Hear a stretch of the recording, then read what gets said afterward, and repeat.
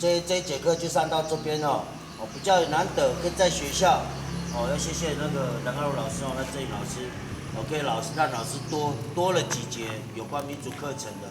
这个机会，让小朋友学习到卢凯族的一些老师认识的部分，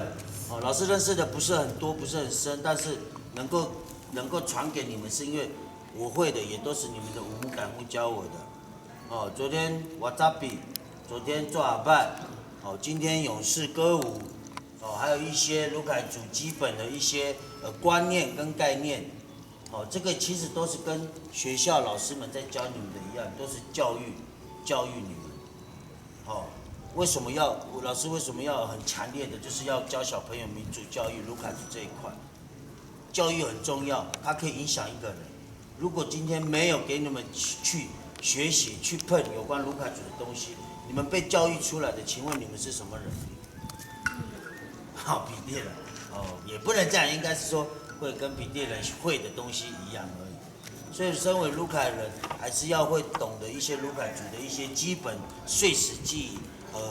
至少要看过、有摸过、有做过。以后部落有一些公共事务是男生的工作，你就知道，你就靠近过去，你会做的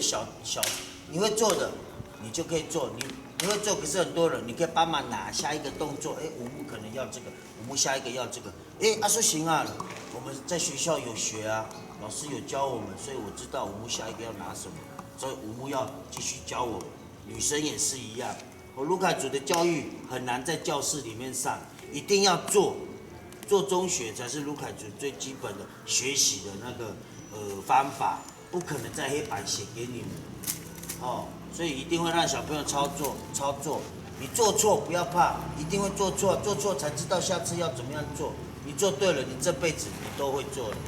懂意思吗？但是最基本的就是要有认